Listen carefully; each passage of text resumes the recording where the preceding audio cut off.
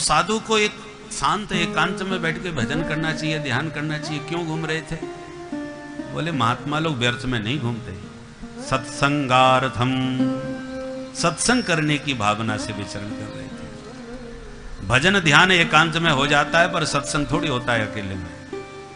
सोचा कोई संत वैष्णव भक्त मिले तो बैठ के कुछ भगवत चर्चा करें, क्योंकि कथा मात्रैक जीवन, भगवान की कथा ही इनका जीवन था। चारों का ये वैशिष्ट्य है, भगवान की कथा के बिना नहीं रह पाते। जैसे किसी का जीवन चाय का प्याला बन जाता है, चाय ना मिले तो सिर फटने लगता है, क्योंकि वो जीवन का अंग बन गया, व्यसन बन गया है। तो सनकादिकों का भी व्यसन है भगवान की कथा, ये सद व्यसन है। किसी भाग्यशाली को ऐसे व्यसन लगते हैं, दुर्व्यसन तो बहुत जल्दी लग जाते हैं, सद व्यसन जल्दी नहीं लगते। और कदाचित किसको कोई सद व्यसन लग जाए तो फिर जल्दी छूटता भी नहीं। तो सनकादिक घूमते रहते हैं, कोई मिल गया तो प्रेम से बैठ के चारों कथा सुनते हैं, और जब देखते हैं कि आज पूरा दिन यूं ही बीता जा रहा है, कोई नहीं मिल रहा, तो फिर चार में से एक वक्ता बन जाता है, तीन श्रोता बन जाते हैं, घर का सत्संग चालू। ऐसी इनकी विशेषता है। तो सत्संगार्थम समायाता है, इसी भावना से बद्री विशाल की उन विशाल शिखरों पर विचरण कर रहे थे कि नारदम ददृशु, अचानक दूर से नारद जी दिखाई पड़ गए। चारों भैया खुश हो गए, अरे नारद भैया से तो आज बहुत बढ़िया सत्संग होगा, क्योंकि नई नई खबर नारद जी बिल्कुल ला करके देते हैं। पूरे ब्रह्मांड में कहां क्या हो रहा है, नारद जी से बड़ा संवाददाता कोई नहीं।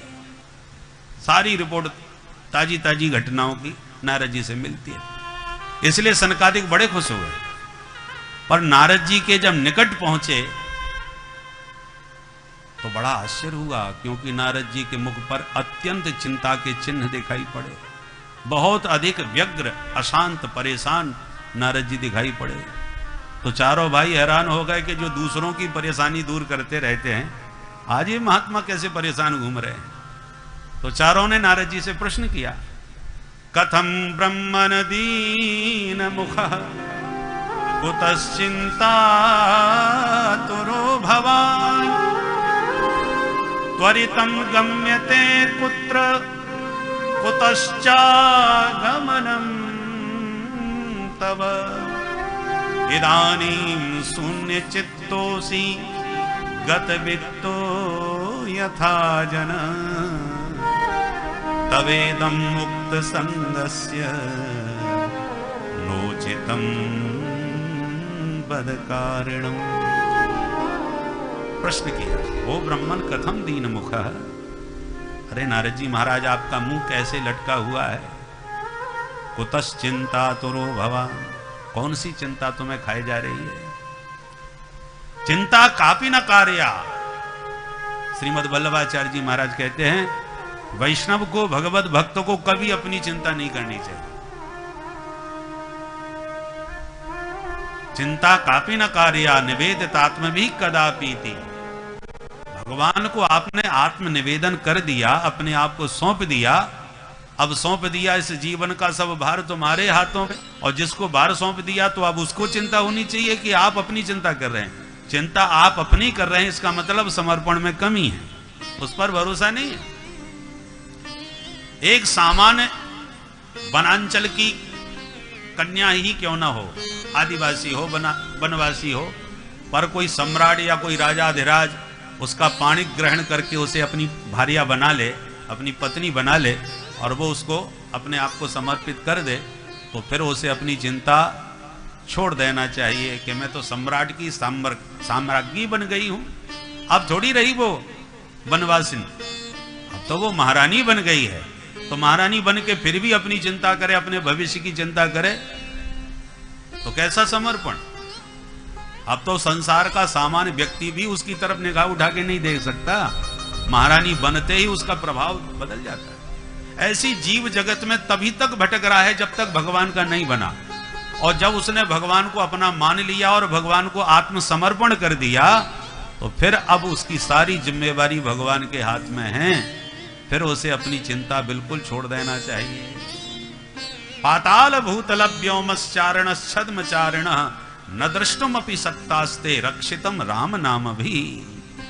भगवान नाम से जो रक्षित हो गया, भगवान को जो समर्पित हो गया, वो पाताल में रहे, भूतल में रहे या व्योम में विचरण करे, किसी की सामर्थ्य नहीं जो उस पर कुदृष्टि से देख सके।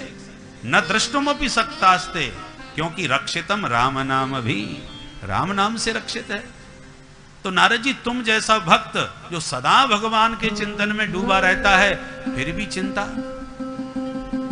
कुतश्चिंता तुरो भवा, तुम्हें किस बात की चिंता है? संसारी लोग चिंता करें तो बात समझ में आती, तमाम प्रपंच होते हैं, जिम्मेवारियां होती हैं, पर तवेदम मुक्त संगस्य, महात्मा जी आप तो मुक्त संग हो, विवाह शादी करी नहीं, आगे पीछे कोई है नहीं, और भगवान की भक्ति में लीन रहते हो, तो फिर तुम्हें किस बात की चिंता हो गई?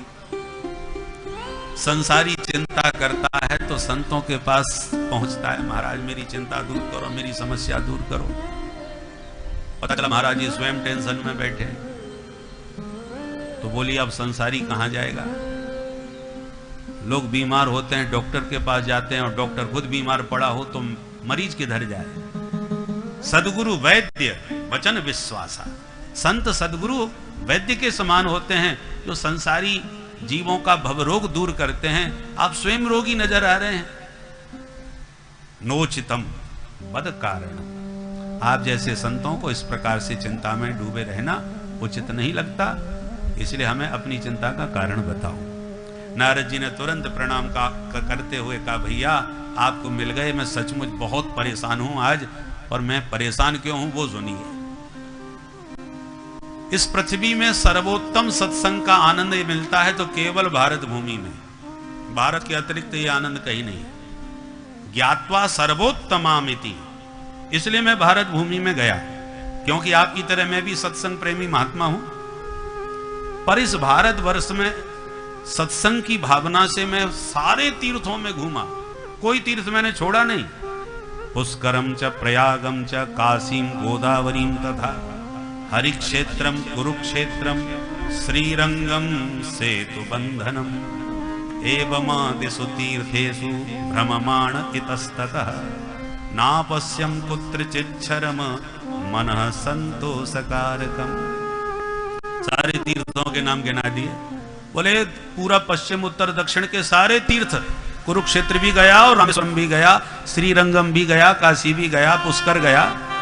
तीर्थ गुरु हैं पुष्कर और तीर्थराज हैं प्रयाग। इन सारे तीर्थों में मैंने घूम के देखा, पर चित्त को कहीं भी चैन नहीं मिला।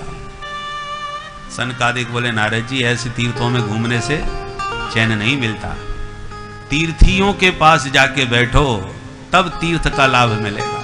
तीर्थी कहते हैं संतों को, जहां विराजमान महात्मा हो जाते हैं वो भूमि तीर्थ बन जाती है। हमारे पूज्य देवरहा बाबा जहां जहां उन्होंने अपना मचान बना लिया, आज वो तीर्थ भूमि हो गई, जहां बैठ जाए वहीं तीर्थ बन जाए। तीर्थी कुर्वन्ति तीर्थानि स्वांतस्थेन गदाभृतः, हृदय में हरि को विराजमान करके संत विचरण करते हैं, इसलिए संत जहां विराजमान हो जाते हैं वही भूमि तीर्थ बन जाती है। इसलिए संतों का नाम है तीर्थी। तीर्थी माने तीर्थ बनाने वाले। तो नारद जी कहते हैं मैंने तीर्थों में संतों को खोजा, फिर क्या हुआ? बोले हमें संत मिले ही नहीं। अरे तो कोई तो मिले होंगे। बोले हम मिले तो सही, परंतु केवल साधु भेषधारी मिले, संत नहीं मिले। पाखंड निरता संतः विरक्ता सपरिग्रहा, मैंने देखा पाखंड परायण संत होते चले जा रहे हैं। पाखंड का अर्थ क्या है? पापस्य खंडः पाखंडः, जो पाप का ही एक खंड है। देखने में तो धर्म का अंग लगता है, परंतु गंभीरता से विचार करो तो वो पाप का ही एक खंड है, उसका नाम है पाखंड। अथवा पालन करने योग्य धर्म का जो खंडन करने लग जाए उसका नाम भी पाखंड। स्नान करना, भजन करना, जप करना, अनुष्ठान करना, पुरस्चरण करना, ये सब धर्म के अंग हैं। शौचाचार, पवित्रता से आचरण करना, ये धर्म के अंग हैं। परंतु पाखंडी व्यक्ति इनका ही खंडन करने लग जाते हैं। अरे नहाने धोने से क्या होता है, मन शुद्ध होना चाहिए, तन को शुद्ध करने से क्या फायदा, माला फेरने से क्या फायदा, मन तो लगता ही नहीं है माला फेरत। इस प्रकार से पालन करने योग्य जो धर्म है उसका जो खंडन करे वो पाखंड है। तो नारद जी कहते हैं मैंने पाखंड परायण साधुओं को देखा, विरक्ता सपरिग्रह, जो विरक्त महात्मा है वो परिग्रह से युक्त हैं। परिग्रह माने दान पुण्य का जो धन होता है उसको परिग्रह कहते हैं। महाविरक्त आश्रम और ठाट बाट की कोई कमी नहीं। तपसी धनवंत दरिद्र ग्रही, कलि कौतुक तात न जात कही, गोस्वामी जी ने वर्णन किया है। तो हमने देखा कि पाखंड बुझ रहा है। कलि दावान ले नाद्य साधनम भस्मतांगतः, मुझे लगा कि कलयुग रूपी दावाग्नि ने आत्म कल्याण के जितने साधन थे उन सब में आग लगा दी।